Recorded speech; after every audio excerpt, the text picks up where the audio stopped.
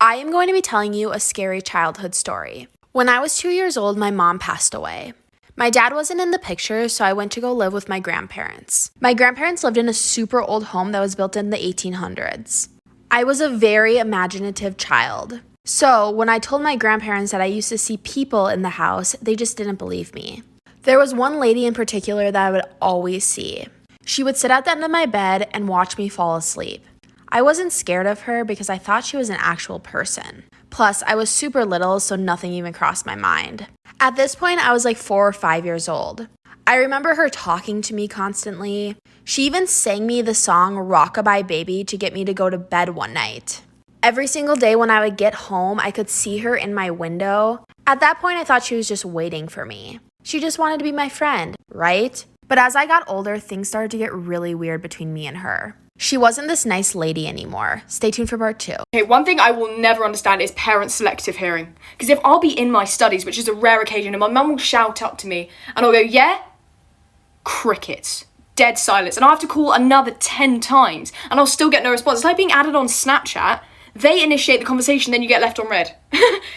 How does that make sense? Like, sorry, Mum, did you not just initiate that conversation, yet you failed to respond to me? Anyway, I have to go downstairs to make sure you haven't been murdered within the 2 seconds of calling up to me, and she's fine, and she just says, oh, sorry, I couldn't hear you. Hun, it felt like my voice box was shattering at the sheer volume that I was calling for you. But you couldn't hear me then. But then, plot twist, when I speak at the lowest volume, she could be in Africa and still hear me. I say one bad thing at the volume of a mouse, and that woman suddenly has ears of a BFG. Make it make sense. Like, do adults have some kind of selective hearing aid or like I don't get it. I really don't. Someone help. I ran over my brother. Story time. Growing up, my brother was the worst. Like, he would do anything to ruin my fun. Like, anything. So one day I was playing outside and I was building an amusement park for the ants to play on because, you know, they need to have fun too. And it was really cute. I made it out of dirt and sticks and leaves. I worked so hard on that thing. They had roller coasters and Ferris wheels and little restaurants to eat at. But they never got to enjoy it because my brother came over on his bike and ran over the amusement park. It was completely destroyed. And when I got upset about it, he laughed at me. So I decided I was gonna get some revenge.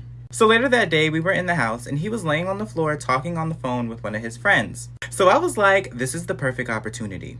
I got inside this little car that my parents bought me for my birthday. It was something similar to this, but just not as fancy. And I drove up to him and I was like, And he was like, what? And I was like, this is for the ants. And then I ran over his head. Online dating is dangerous? Story time. My friend Eli loves to online date. And he trusts people a little bit too much, so he'll meet whoever. And this last time he met up with somebody, things got a little crazy. So a couple of days ago, Eli started talking to this boy, and we're gonna name him Demetrius. And they only talked for a couple of minutes, but apparently the conversation was so good that they decided to meet up at 2:30 a.m. First of all, who is meeting somebody at 2:30 a.m.? Not me. So Eli drives over to the boy's house, and the whole time he feels like he's being set up, but he doesn't know why. So he figured it was just him being nervous, and he continues to go to the boy's house. And when he gets there, there's 2 cars parked out front of the house, and there seems to be people inside of them. And Eli couldn't tell for sure, but it looked like the people were watching him. But he tries to ignore it anyway. So he meets Demetrius at the front door and they go inside. Now once he got inside, he felt really comfortable and Demetrius seemed really nice in person. But after they got done doing what they had to do, Demetrius left the room to get something to drink. But when he came back, he had a knife in his hand. She ended up passing away.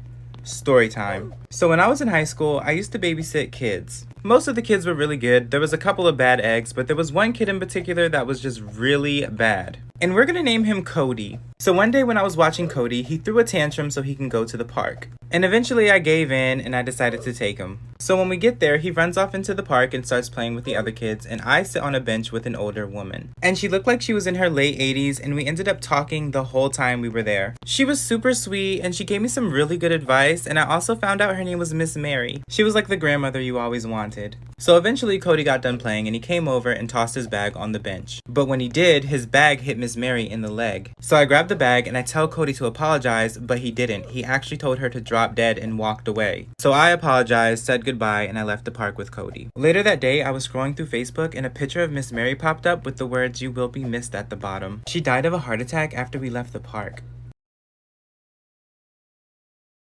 He pooped in her bed? Story time. So I have this friend and we're gonna name her Casey. But one day I was at Casey's house with her and her boyfriend. And we were just kind of hanging out and chilling in her room, right? Well, her boyfriend was laying in her bed and oh my god, he kept farting the entire time. And it smelled so bad, like rotten eggs and belly button juice. It was disgusting. So I look at him and I'm like, "Are you okay?" And her boyfriend was like, "Nah, my stomach really hurts, like I'm real gassy." And then Casey was like, "Well, go to the bathroom because it's nasty." And then her boyfriend was like, "I'm fine now, I let all the gas out, I promise I won't fart again." And then Casey was like, "If you fart again in my bed, I'm punching you in the stomach." So then a couple minutes go by and we think we're in the clear, but then he toots again. So then Casey gets up, walks over to her boyfriend, she punches him in the stomach, and he lets out the loudest fart I've ever heard in my life. And his face was like, uh-oh. And we were like, what? He got up and we saw poop on the back of his shorts and on the bed. I got my behind whooped. Story time. When I was younger, I used to love putting on my mom's jewelry. Like, I would sneak into her room all the time just to put it on. And every single time I would get in trouble, but that didn't stop me. So one day when my mom was washing the dishes, she took off her wedding ring and she put it on the kitchen table. And that was one piece of jewelry that I never tried on because she was always wearing it. So of course I took this opportunity to take her wedding ring and sneak it into the bathroom so I could try it on. And I got it on, but the problem was I couldn't get it off. It was like stuck. And I pulled that thing so hard that my finger nearly came off. So eventually I got the idea to use soap and put it around my finger and then slide the ring off, and that worked, but when I pulled the ring off, it flew into the toilet. And it went so far into the toilet that I couldn't see it anymore, so I couldn't grab it if I wanted to. Then my brother barges into the bathroom, kicks me out, and uses it. And then I heard him flush the toilet. When she found out, her belt and my butt became best friends. I ripped her tooth out. Story time. When I was in 3rd grade, I had this friend and we're gonna name her Emma. And Emma was really nice, but she was just very overdramatic.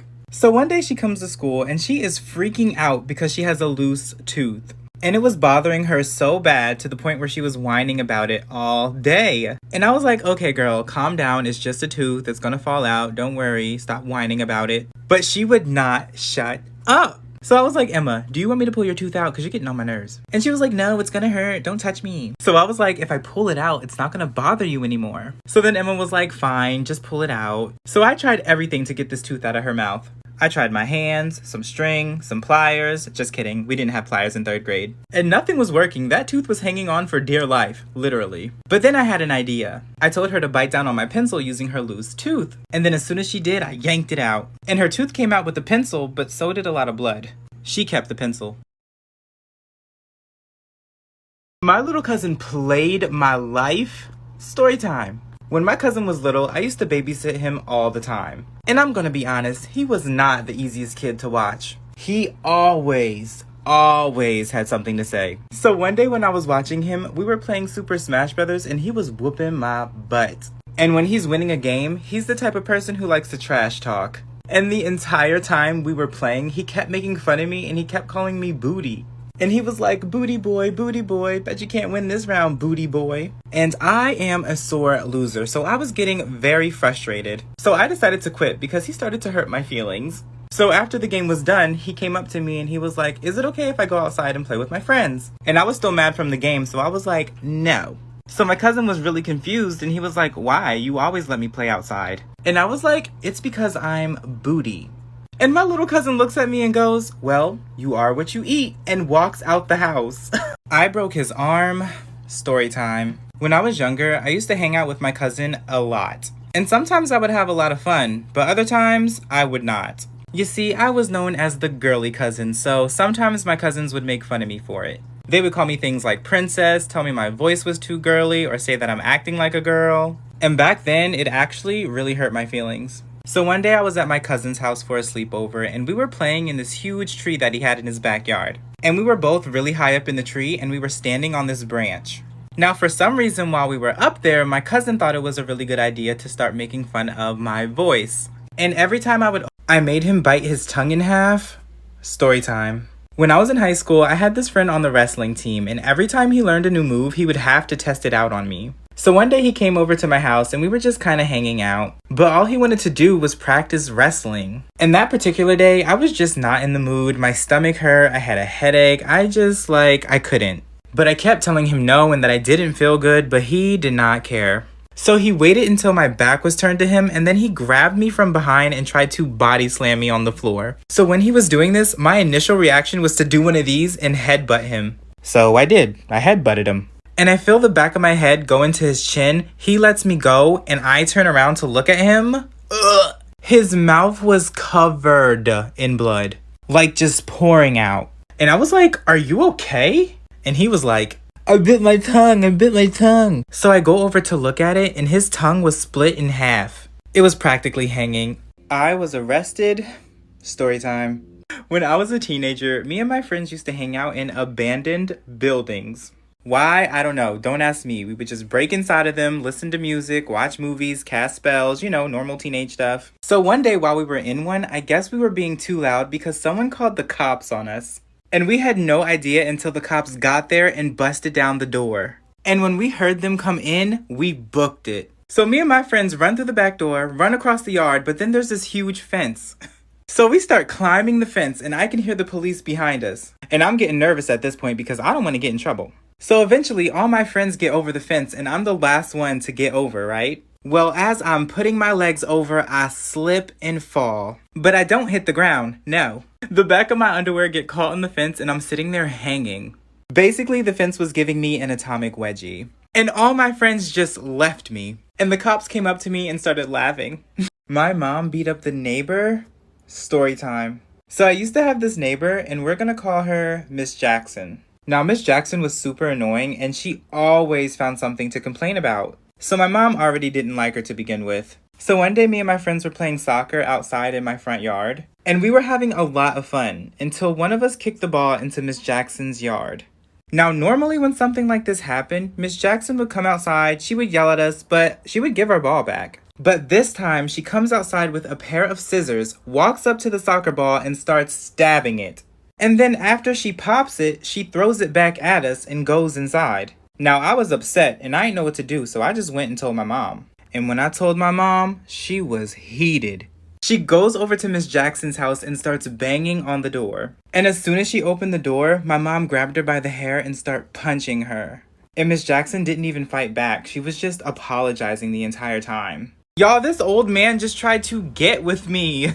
So I was just outside minding my own business. My dog was minding her own business, doing her business. And out the corner of my eye, I see this older man, probably in like his 70s, looking at me. So I turn to look at him, I smile, and I turn back and continue walking my dog. But as I'm walking away, I hear him go, excuse me, young man. So I turn around and I'm like, yes? And this old man says, you look mighty good walking that dog, yes you do. And it's like, what the heck am I supposed to say to that? So I go, thank you, and I continue walking the dog. But then he opens up his mouth and says, you know, it's been a long time since I had somebody to walk my dog. You mind coming over and walking my dog? And at this point, I'm really scared. And in my head, I'm like, will I go to jail if I let my dog attack this old man? Because he's kind of creepy and it's kind of like self-defense, kinda. But instead, I ignore him. I let my dog finish her business and I take her back inside. But as I'm walking back into my house, my brother's house is haunted. Story time. So some of you guys already know this, but I'm staying at my brother's house for a couple of months because of some family drama, but that's a story for another day. But anyways, I'm staying on the top floor by myself, and the only way to get up here is that staircase right there, and it just gives me the creeps. I think my neighbor is a serial killer. Story time. So recently I moved in with my brother and things have been pretty good. The only thing is he has a really creepy neighbor. And my brother decided to leave me home for the week by myself, so I'm here alone. And while he was gone, I had a really bizarre encounter with the neighbor. First of all, the first day my brother left, I was home alone. It was 7:30 in the morning and I was awoken by somebody knocking on the door. And I thought it was a salesperson, but they were not going away. So I went downstairs and opened the door and it was the neighbor. And he asked me if he could borrow a knife. So I was like, okay, that's weird. What do you need a knife at 7:30 in the morning for? But sure. So I gave him the knife and went about my business. And then later that night, around 6:30, he comes back to return the knife. So I asked him what he needed it for, and he just said there was a couple things he needed to chop up. Mind you guys, the knife smelled like bleach, like he was trying to scrub blood off it, perhaps?